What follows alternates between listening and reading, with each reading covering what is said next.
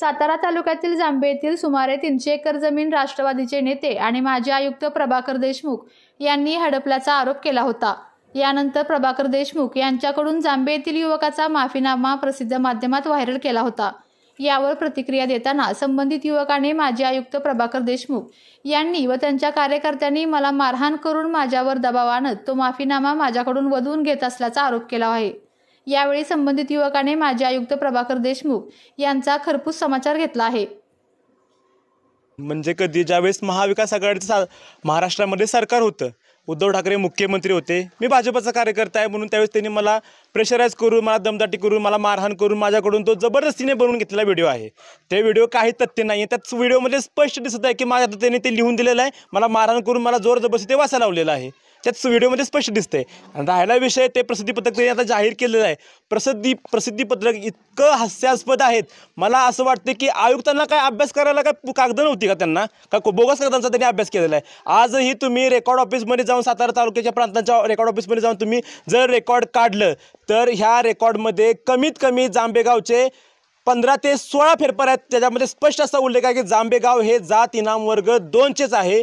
गावच्या इनाम पत्रकामध्ये उल्लेख आहे आणि जी गावची जी सनद आहे इंग्रजांनी ट्रान्सलेट केलेली 23 ऑक्टोबर 1888ची, त्याच्यामध्ये स्पष्ट उल्लेख आहे की जांभेगाव परशुराम भवानीराजे माडिक आणि गणपतराव राजे माडिक यांचं इनाम वर्ग 2चंच गाव आहे म्हणून। आणि हे जे आता खोटं लबाड बोलत आहेत हे तोंडावर पडणार आहेत आणि नंतर ते माहीत झालेलं आहे की ही जमीन आता ताब्यातून जाते म्हणून त्यांनी 2 दिवस झालं माझ्यावर एवढा प्रेशराईज केलेला आहे। मला त्यांनी कंपल्सरी माझ्या आजूबाजूला 4-5 गाड्या असतात, त्याची कोण लोक येतात, मला बघतात हा कुठं जातोय, काय करतोय, कसं करतोय। मी काल अहवाल देण्यासाठी RD सातारा यांच्या ऑफिसमध्ये आणि तलाठी ऑफिसमध्ये गेल्याच्या असता माझ्या पाठीमागे त्यांनी माणसं पाठवली, माझं रेकॉर्डिंग करण्यात आलं। एवढं सगळं चाललं दावतंत्र, पण हे आता गाव मागं थांबणार नाही। काल स्वतः त्यांनी सांगितलेलं आहे की तुम्ही लढाई जिंकलेला आहात। काल सगळ्यांसमोर हा विषय झालेला आहे की तुम्ही लढाई जिंकलेला आहात। निर्णायक ठिकाणी आता ही लढाई येऊन पोहोचलेली आहे। 160 ह्या फेरफारचा 1956 साली अंमल झाला पाहिजे होता, तो झालेला नाही आहे। आता रितसर 1955ला जसा सातबारा होता तसा सातबारा होऊन आता त्याच्यावर 160चा अंमल होणार आहे। आणि गावातील ज्या कोळांची नावं रेकॉर्ड्समध्ये असतील आणि त्याच्यामार्फत जे सर्व ग्रामस्थ मंडळाचे वहिवाटते आहेत जमीन, त्या सर्वांच्या नावावर हे क्षेत्र झाल्याशिवाय राहणार नाही। त्याच्यामुळे त्यांना माहीत आहे की आयुक्ताला की तो आयुक्त आहे, जर ही सदर जमीन जर आपल्या ताब्यातून ग्रामस्थांच्या ताब्यात गेली तर आपली या पूर्ण जिल्ह्यामध्ये नाचक्की होणार आहे आणि जिल्ह्यामध्येच नव्हे तर पश्चिम महाराष्ट्रामध्ये नाचक्की होणार आहे। हे असे त्यांनी जे धंदे केलेले आहेत त्यांना आयुक्त कुणी बनवला हा मला आता विचार पडलाय। त्याला कुणी आयुक्त बनवलं? ज्या माणसाला गावचं रेकॉर्ड कळत नाहीये। अहो सरळ सरळ इनाम वर्ग 2च्या जमीन आहेत, शेरा दिला त्या इनाम पत्रकामध्ये स्पष्टपणे।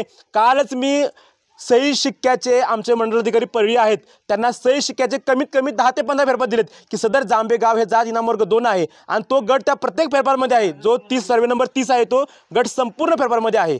1 ते 8, 10 ते 30 हे संपूर्ण गट त्याच्यामध्ये आहेत आणि हे सर्व गट 1956ला 160 फेरफारनं तहसीलदारांच्या आदेशाने, प्रांताच्या आदेशाने आणि तत्कालीन जिल्हाधिकाऱ्यांच्या आदेशाने ते खालसा झालेले आहेत।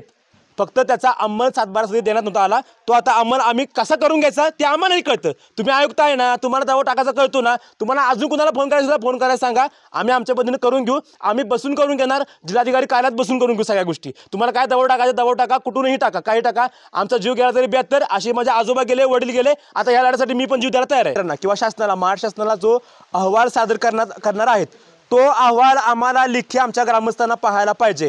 पुन्हा त्याच गोष्टी, त्या चुका होता कामा नाहीत। कारण का गेल्या वेळेस महसूल मंत्र्या ज्यावेळेस त्यांनी घोटाळा केला त्यावेळेस तत्कालीन तहसीलदार सातारा, प्रांत सातारा या लोकांनी सगळ्यांनी चुकीचे आदेश देऊन ह्या सर्व गोष्टी केल्या। तसंच आता पुन्हा त्याच गोष्टी होऊ नयेत।